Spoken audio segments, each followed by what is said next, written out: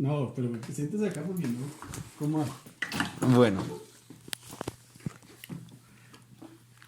Colombia, a partir de la muerte del asesinato de Gaitán, eh, aunque ya esa guerra venía latente, y se estaba dando en el campo y en las ciudades, pero sobre todo en el campo por la lucha por el acceso a la tierra,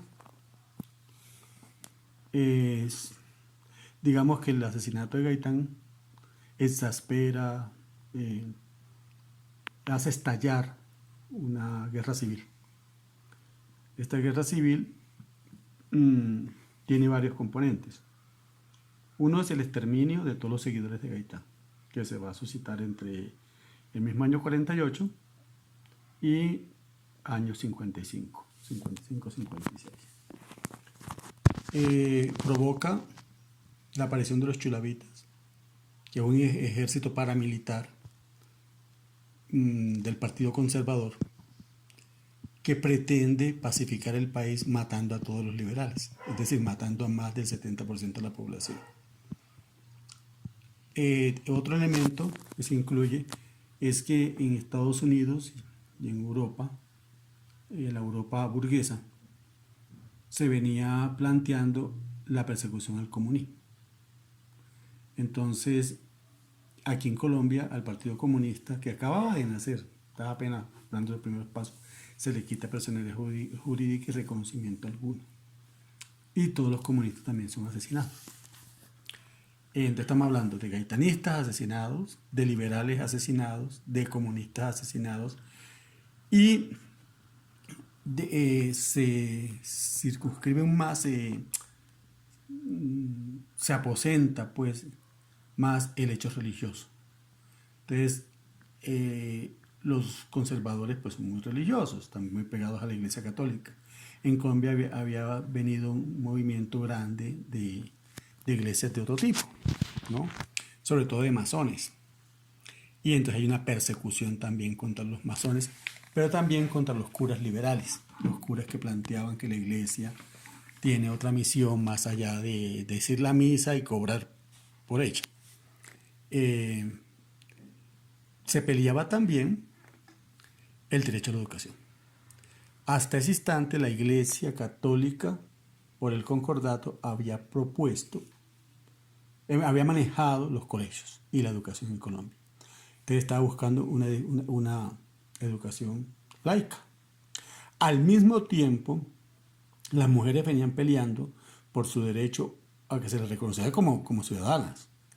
Dos, a que se les reconociera como el derecho al voto, a que se les dejara tener cargos en el Estado donde ellas pudieran ser mandantes y disponer de presupuesto, o sea, tener cargos importantes. El derecho al ingreso a la universidad y el derecho a manejar su propia plata y su propia hacienda y sus propias herencias. Hay también una lucha porque la mayoría de los medios de producción habían sido entregados pues a transnacionales, el petróleo, la siembra del banano, el café y otro, esa también es otra pelea que es la pelea sindicalista, el reconocimiento de los sindicatos, ¿no? Entonces digamos que son muchos contextos, muchas peleas las que se dan y que generan esta enorme guerra. No se puede circunscribir a una sola cosa. El Estado colombiano, por impulso pues de Estados Unidos, impone a Rojas Pinilla, a Gustavo Rojas Pinilla, como dictador para aplacar ¿cómo se llama? El conflicto.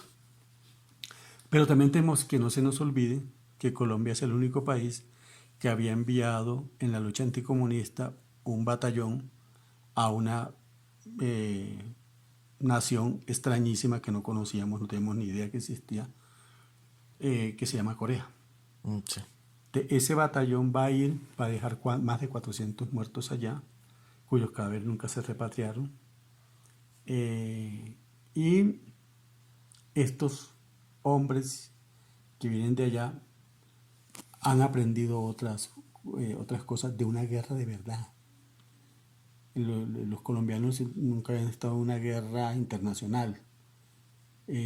O sea, que los colombianos se enviaron para la Segunda Guerra Mundial. No, no, ¿O no, cómo no. son? Fue la guerra de Corea, 5 años, 3 años después de la guerra de la que se acaba. No, 5 años, sí, 5 años después de que se acaba la Segunda Guerra Mundial. Entonces, y es la guerra contra el comunismo.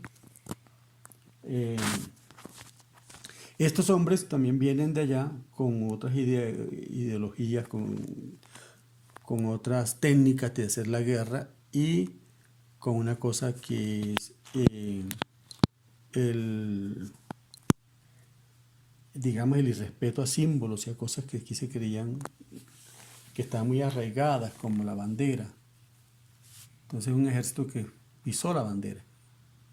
La gente tenía la costumbre de que se enfrentaba con el ejército o con la policía, ponían la bandera en el piso y ninguno de los dos pasaba por encima de la bandera. O sea, eso detenía cualquier confrontación. Pues este ejército va a venir y lo va a pasar por encima. También está la muerte de estudiantes. Entonces hay 9 estudiantes que caen muertos a manos de estos que venían de Corea porque estaban protestando por la muerte de otro estudiante. Entonces aquí el que se levante, el que alce la voz, el que diga algo en contra del gobierno, se muere. Esto genera entonces, por un lado, mira, la Chulavita, por un lado, este ejército nuevo con unas ideologías de arrasar todo,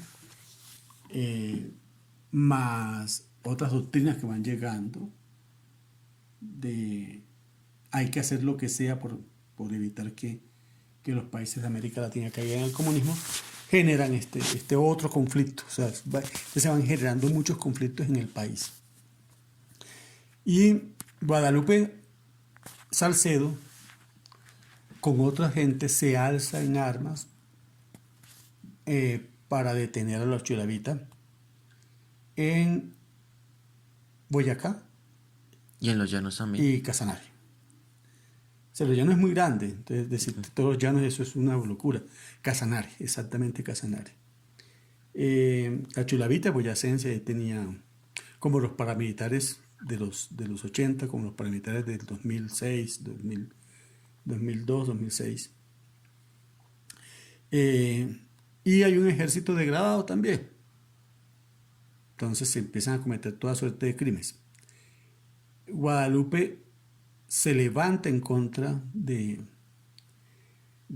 general Rojas Pinilla, de la Chulavita, del Partido Conservador, de la Iglesia. Y aquí todavía los indígenas no están metidos. No vamos a decir que Guadalupe iba a defender a los indígenas cuando a su vez ellos mismos estaban atacando y matando indígenas. Entonces hay una doble connotación que ahí en la obra se toca de ladito. Entonces, todos los indígenas eran para los colonos y para los ladinos, para los mestizos, eran sirvientes o eran esclavos. Y había una confrontación allá también en los llanos. Así que la obra lo que recoge es el alzamiento en armas de Guadalupe Salcedo, con todas las contradicciones internas que tiene un alzamiento en armas de gente con una ideología liberal, pues, y de los intereses que se movían dentro del mismo Partido Liberal, de cómo el mismo Partido Liberal después los abandona, hace un pacto con los conservadores, pero no incluye a estas guerrillas. Son muchas guerrillas, son muchos grupos de guerrillas que se van a unir bajo el mando de Guadalupe y de otros comandantes, y de cómo Guadalupe firma la paz con el gobierno después de mucha, y de cómo lo matan a él aquí en el Restrepo, aquí en un barrio de Bogotá, cuando ya era un hombre pacífico, cuando ya había entregado sus armas.